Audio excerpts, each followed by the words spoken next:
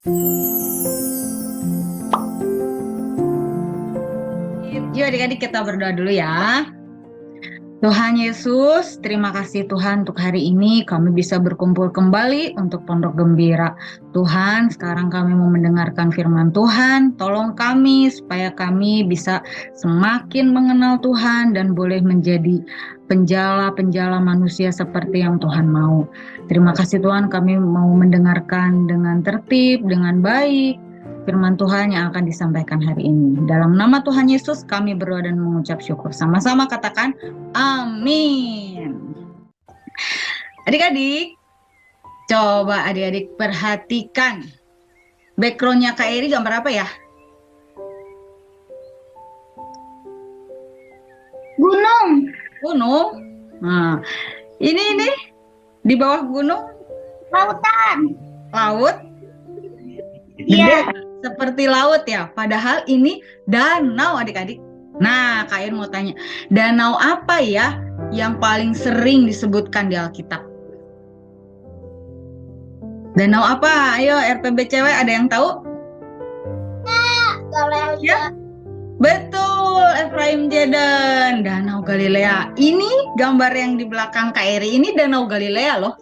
Aslinya di foto, terus Kak Eri ambil deh fotonya.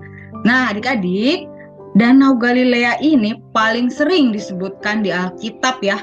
Kenapa? Karena Tuhan Yesus banyak melakukan mujizat dan banyak mengajar di sekitar Danau Galilea.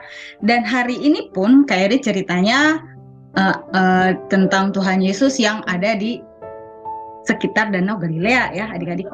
Nah, jadi adik-adik, suatu hari Tuhan Yesus sedang berjalan di pantai Danau Galilea. Danau Galilea itu disebut juga Danau Genesaret, disebut juga Danau Tiberias ya adik-adik. Nah, suatu hari ketika Tuhan Yesus sedang berjalan, Tuhan Yesus itu bertemu dengan Andreas. Nah, dengan siapa adik-adik? Adik-adik boleh dibuka mic-nya ya ketika ada pertanyaan supaya bisa respon ya. Nah, jadi Tuhan Yesus bertemu dengan Andreas. Andreas itu sudah tahu loh tentang Tuhan Yesus. Tahu dari siapa? Dari Yohanes Pembaptis. Karena tadinya Andreas ini adalah muridnya Yohanes Pembaptis. Yohanes Pembaptis pernah memberitahu Andreas bahwa Tuhan Yesus itu adalah anak domba Allah yang menghapus dosa dunia. Wow. Nah, jadi ketika Andreas melihat Tuhan Yesus yang sedang berjalan, Andreas mengikuti. Dan Andreas bertanya, Andreas bertanya begini, di manakah engkau tinggal? Nah, terus Tuhan Yesus ajak Andreas dan satu orang temannya datang ke tempat tinggal Tuhan Yesus ya. Di sana mereka berbincang-bincang adik-adik, ngobrol. Nah, pada waktu itu Andreas percaya bahwa Tuhan Yesus adalah Mesias. Apa itu Mesias? Juru selamat. Ya, juru selamat yang diurapi sebagai juru selamat ya, yang menghapus dosa dunia. Nah, Andreas itu ketika dia mengetahui ya dan percaya bahwa Yesus itu Mesias, dia langsung semangat dan bersukacita.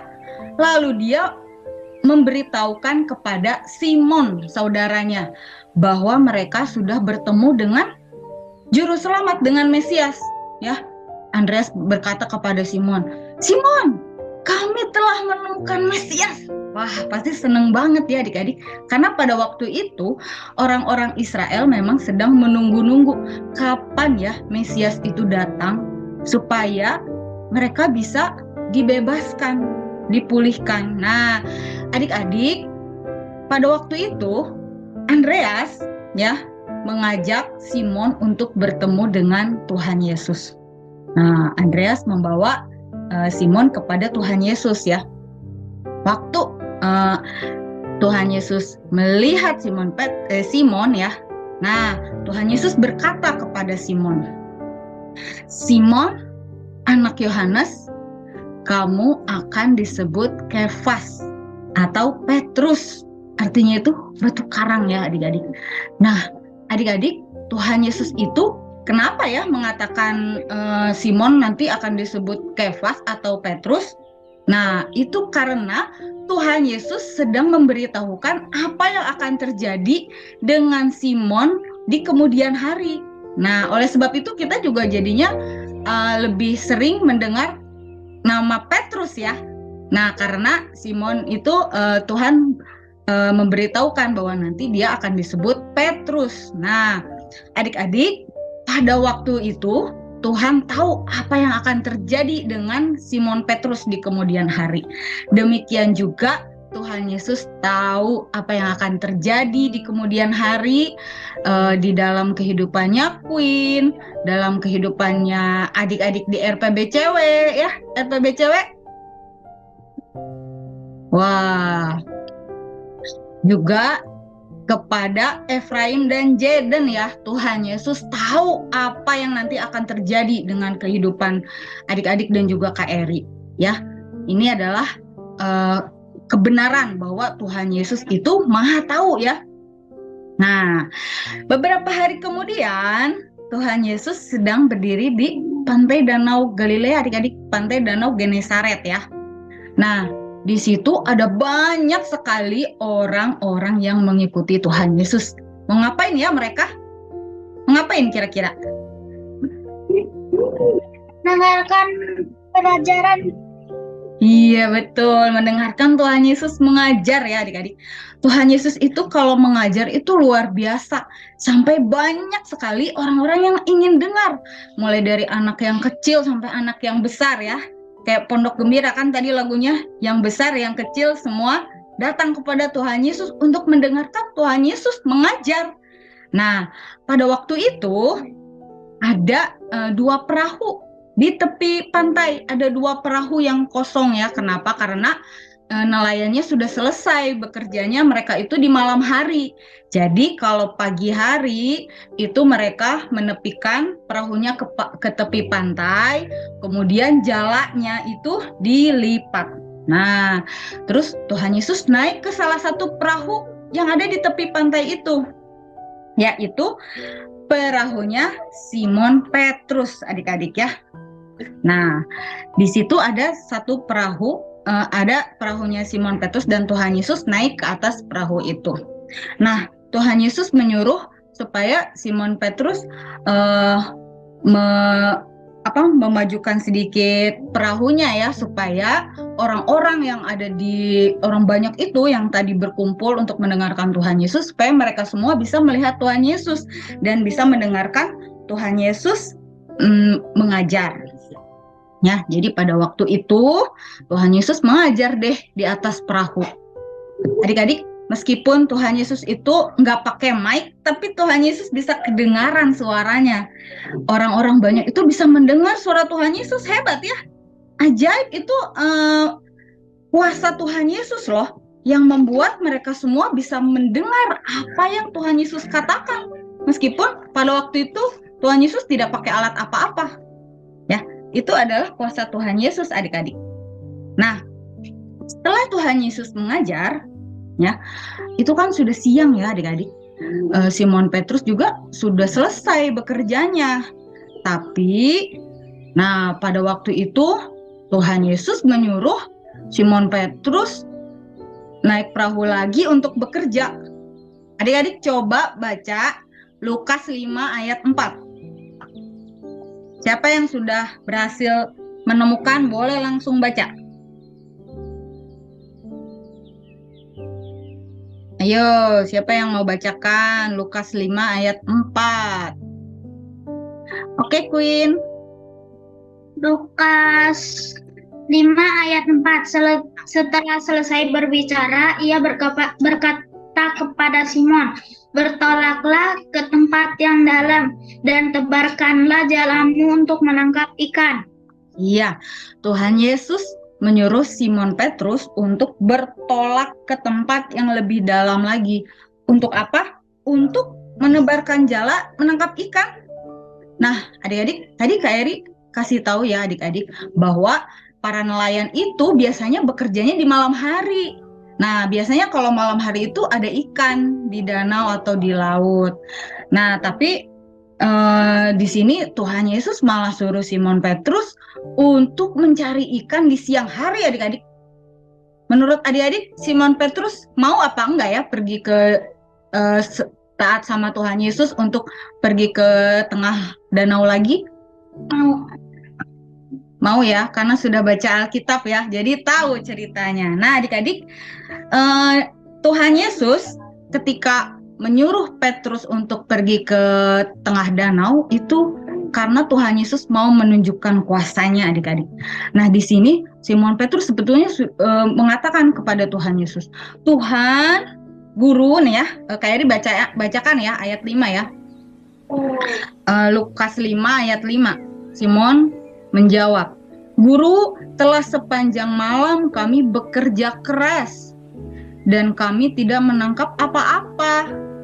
Tetapi karena engkau menyuruhnya, aku akan menebarkan jala juga. Nah, jadi ternyata Simon ini juga Andreas ya, udah semalaman itu bekerja keras cari ikan di danau Genesaret ini, di danau Galilea. Tapi mereka dapat ikan atau tidak? Tidak dapat, adik-adik. Aduh, pasti mereka sedih ya, nggak dapat ikan.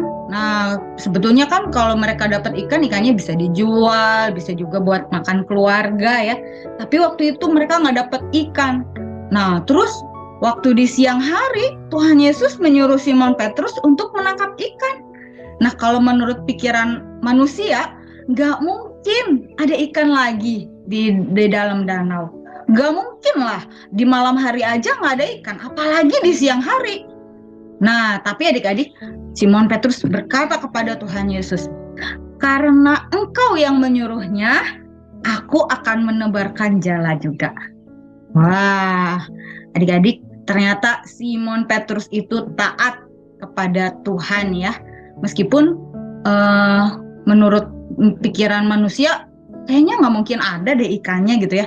Tapi Simon Petrus percaya kepada Tuhan Yesus. Akhirnya Simon Petrus menebarkan jala di danau Galilea ya. Nah, terus kira-kira ya, Kak Eri mau tanya nih sama RPB cewek. Simon Petrus bisa dapat ikan atau tidak?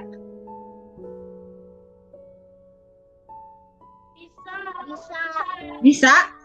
Bisa nggak ya? Kan itu siang hari loh, siang hari itu biasanya nggak ada ikan. Ikannya pergi ke tempat yang lain, ke yang lebih dalam lagi, ke pokoknya kalau ambil ikan itu biasanya malam hari.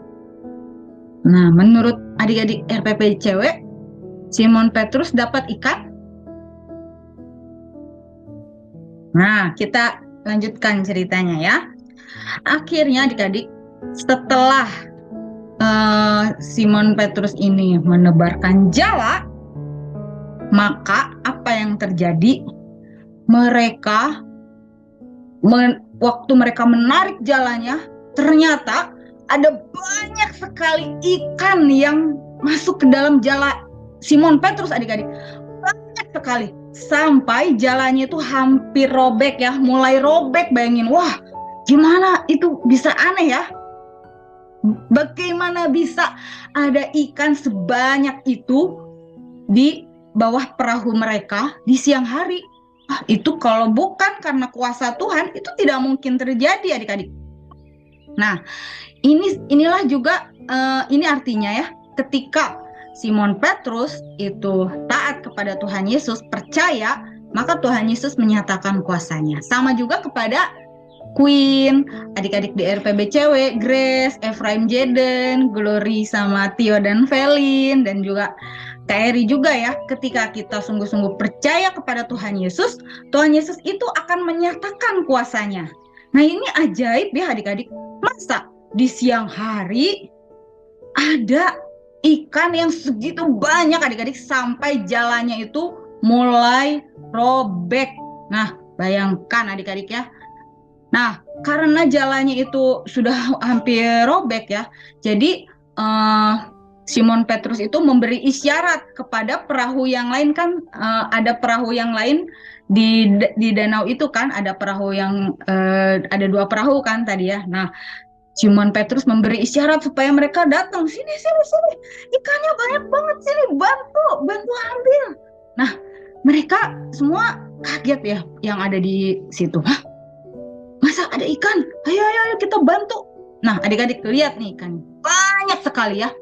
Di sini Tuhan menyatakan kuasanya. Tuhan Yesus menunjukkan bahwa alam semesta ini taat kepada Tuhan Yesus ya. Sehingga ikan-ikan itu yang biasanya di siang hari tidak ada, tiba-tiba jadi banyak di situ ya. Dan mereka berhasil menangkap ikan yang banyak. Bayangkan adik-adik, perahu mereka isi dengan ikan-ikan ya.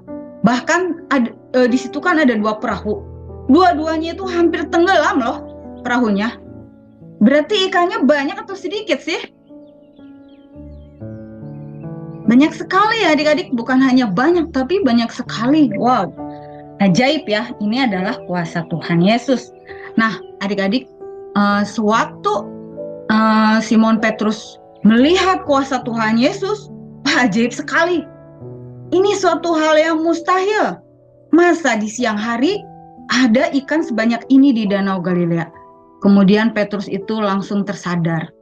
Simon Petrus tersungkur di depan Tuhan Yesus. Tersungkur ya, bersujud di depan Tuhan Yesus.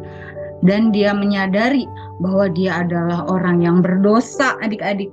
Nah, coba siapa yang mau bacakan? Lukas 5 ayat 8. Ya, silakan RPBCW ya. Siapa namanya yang baju merah? Siapa? Yolita. Oh iya, silakan baca. Lukas 5 ayat 8. Ketika Simon Petrus melihat hal itu, ia pun tersungkur di depan Yesus dan berkata, "Tuhan, pergilah daripadaku, karena aku ini seorang berdosa." Iya, terima kasih ya. Nah, Simon Petrus berkata kepada Tuhan Yesus, "Tuhan, pergilah daripadaku, karena aku ini seorang berdosa." Wah, adik-adik, ketika Simon Petrus itu menyadari kuasa Tuhan itu besar ya, Simon Petrus malah menyadari dirinya itu orang yang berdosa. Ya, nah adik-adik, sebetulnya bukan cuma Simon Petrus loh orang yang berdosa. Alkitab mengatakan bahwa semua orang di dunia ini adalah orang yang berdosa ya, termasuk Kak Eri dan juga adik-adik ya, adik-adik RPB, adik-adik yang ada di mana-mana, di ya Grace, Queen ya, dan juga kakak-kakak kita semua. Alkitab katakan bahwa semua orang adalah orang yang berdosa, adik-adik ya. Nah, setiap orang yang berdosa membutuhkan juru selamat, membutuhkan Mesias untuk menghapus dosa kita, supaya Mesias itu bisa mengampuni dosa kita, ya. Nah, jadi ketika Simon Petrus ini menyadari dirinya orang yang berdosa, adik-adik, ini juga menunjukkan bahwa kita ini adalah sama ya seperti Petrus yang orang yang berdosa. Setiap orang yang berdosa perlu juru selamat. Nah, Tuhan Yesus adalah juru selamat buat kita ya. Karena Tuhan Yesus dia mati di kayu salib dan bangkit pada hari yang ketiga untuk menghapuskan dosa-dosa adik-adik, dosa Kak Eri, dan dosanya Simon Petrus juga ya pada waktu itu. Nah, adik-adik, kita lanjutkan ya. Nah, waktu Simon Petrus itu tersungkur di hadapan Tuhan Yesus itu tahu kalau Simon Petrus itu takut, adik-adik. Takut karena dia itu orang berdosa. Nah, lalu apa ya yang dikatakan oleh Tuhan Yesus? Nah, perkataan Tuhan Yesus itu adalah perkataan yang tadi adik-adik hafalkan dengan Kak Erni. Nah, coba sebutin lagi. Siapa yang ingat ayat hafalan hari ini?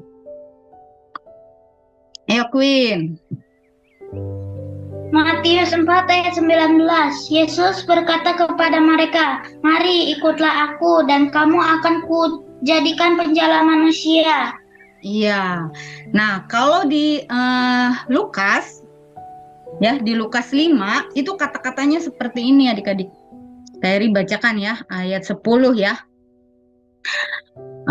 Di sini Tuhan Yesus berkata kepada Simon, "Jangan takut, mulai dari sekarang engkau akan menjala manusia. Wah, menjala manusia. Emang manusianya berubah jadi ikan? Bisa dijala? Bukan ya adik-adik. Nah, seperti tadi yang sudah adik-adik dengarkan waktu kita belajar ayat hafalan, menjadi penjala manusia itu artinya orang yang memberitakan Injil, ya, memberitakan kabar baik tentang Tuhan Yesus yang berkuasa untuk mengampuni dosa adik-adik.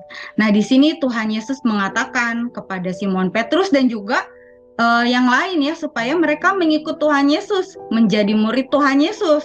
Dan Tuhan Yesus akan menjadikan mereka sebagai penjala manusia adik-adik ya. Nah, kalau menjala itu berbeda dengan mengail ya adik-adik. Pernah melihat orang memancing pakai kail? Pernah lihat? Siapa yang pernah lihat orang memancing pakai kail? Paling dapatnya berapa itu? 1 ya. Tapi kalau menjala itu banyak ya. Nah, ini sebetulnya Tuhan Yesus juga sudah tahu apa yang akan terjadi ya kepada murid-muridnya. Murid-muridnya benar-benar loh menjadi penjala manusia di kemudian hari ya.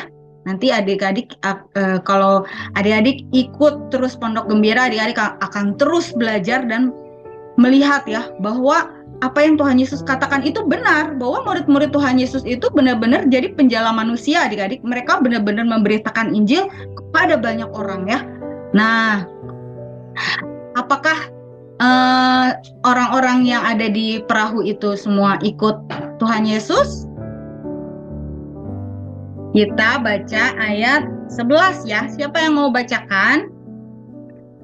Lukas 5 ayat 11. Queen? Oke, boleh. Lukas 5 ayat 11. Dan sesudah mereka menghela perahu-perahunya ke darat, mereka pun meninggalkan segala sesuatu, lalu mengikuti Yesus. Ya, wow. Adik-adik, tadi ikannya banyak atau sedikit di perahu? Banyak. Kira-kira kalau dijual dapat uang banyak ya? Wah, Simon Petrus bisa beli baju tuh, bisa beli sepatu, banyak banget uang yang mereka dapat ya. Orang-orang yang di rumahnya juga pasti bisa makan ikan semua banyak sampai kenyang. Tapi adik-adik, ternyata ya, oleh orang-orang yang di perahu itu ya, ikannya bukan dibawa pulang ke rumah adik-adik. Ikannya juga bukan dijual adik-adik. Apa yang mereka lakukan? Mereka menghela perahu-perahunya ke darat. Artinya mereka itu mendaratkan perahunya, menepikan perahunya, kemudian mereka meninggalkan segala sesuatu, lalu mengikuti Tuhan Yesus. Waduh, ikan yang banyak itu mereka tinggalin begitu saja untuk mengikuti Tuhan Yesus. Kenapa ya? Karena mereka tahu mengikuti Tuhan Yesus itu lebih penting daripada segala sesuatu di dunia ini adik-adik ya. Nah, mereka mau meresponi apa yang Tuhan Yesus katakan. Tuhan Yesus tadi kan mengajak ya, ayo mari ikutlah aku. Nah, ternyata orang-orang ini yang tadi ada di atas perahu semuanya mau meresponi perkataan Tuhan Yesus dan mereka mau mengikuti Tuhan Yesus adik-adik. Nah, tapi sekarang Tuhan Yesus juga mau panggil adik-adik nih. Queen, Grace, Glory, Tio, Efrain, Jeden, dan adik-adik di RPBCW. Nah, Tuhan Yesus memanggil kamu untuk menjadi muridnya. Kalau menjadi murid itu berarti mau belajar ya, mau belajar, mendengarkan firman Tuhan. Nah, Tuhan Yesus juga ingin supaya kamu menjadi penjala manusia. Kak Eri mau tanya, apakah kalian mau menjadi murid Tuhan Yesus dan menjadi penjala manusia? Siapa? Apa itu penjala manusia? Memberitakan Injil. Ya, kenapa kita memberitakan Injil? Supaya banyak orang yang mengikuti Tuhan Yesus. Kalau sudah mengikuti Tuhan Yesus, bagaimana? Harus mentaati firman-Nya. Apa untungnya kalau kita mengikuti Tuhan Yesus? Mendapatkan kita bisa hidup di surga nanti. Iya betul ya, kita diselamatkan ya. Jadi kalau Queen nanti memberitakan Injil kepada orang lain, nah orang lain juga punya kesempatan untuk percaya kepada Tuhan Yesus dan bisa tinggal bersama Tuhan Yesus selamanya ya di sorga. Nah adik-adik, di sini Tuhan Yesus bukan hanya memanggil murid-muridnya pada zaman dulu ya, tetapi pada hari ini Tuhan Yesus memanggil kamu dan juga kakak untuk menjadi muridnya dan untuk menjadi penjala manusia. Nah, gimana ya caranya kita menjadi penjala manusia? Nah, mungkin adik-adik punya cita-cita ya. Siapa yang punya cita-cita? Ayo sebutin cita-citanya. Queen jadi tentara. Mau jadi tentara, bisa nggak ya seorang tentara memberitakan Injil? Bisa. Bisa dong. Grace mau jadi apa, Grace? Wah, Grace nge-lag. Nah, yang tadi yang baju merah nih RPB cewek mau jadi apa ya? Ya, cita-citanya mau jadi apa? Mau jadi pramugari. Pramugari. Jadi pramugari bisa nggak memberitakan Injil? Bisa. Bisa ya. Kalau Grace apa, Grace? Jadi dokter. Menjadi dokter. Nah, menjadi dokter bisa memberitakan Injil? Bisa. Bisa ya. Tuhan Yesus bisa pakai semua cita-cita kamu untuk menjadi penjala manusia, adik-adik, apapun profesinya ya. Tuhan Yesus pasti akan menolong setiap anak-anak, setiap orang-orang yang mau menjadi penjala manusia ya. Apalagi adik-adik yang sudah percaya kepada Tuhan Yesus. Nah, kalau nah ini Kakak Eri udah bertanya ya. Nah, untuk adik-adik yang hari ini belum percaya, nah Tuhan Yesus juga memanggil kamu untuk percaya kepada Tuhan Yesus ya. Tapi di sini apakah semuanya sudah percaya kepada Tuhan Yesus? Bahwa Tuhan Yesus itu juga selamat kita, Sudah. mati di kayu salib dan bangkit pada hari yang keberapa? Ketiga. 3. Untuk apa ya Tuhan Yesus mati di kayu salib dan bangkit? Menebus dosa kita. Ya, menebus kita dari hukuman dosa. Puji Tuhan ya, adik-adik. Ups. Adik-adik, Tuhan Yesus akan selalu menolong kamu dan kakak untuk taat kepada perkataannya, untuk menjadi murid yang baik. Kalau menjadi murid itu berarti telinganya dipasang ya untuk mendengar dengan baik dan melakukan firman Tuhan. Nah, Tuhan Yesus juga akan menyatakan kuasanya kepada kamu dan kakak yang mau percaya sungguh-sungguh kepada Tuhan Yesus ya. Oke. Nah, sekarang Kak Eri mau tutup dulu. Nah, Kak Eri mau bertanya lagi terakhir. Siapa yang mau menjadi penjala manusia? Angkat tangannya. Geri, Felin, Tio. Oke, mana nih Efrain, Jaden? Puji Tuhan.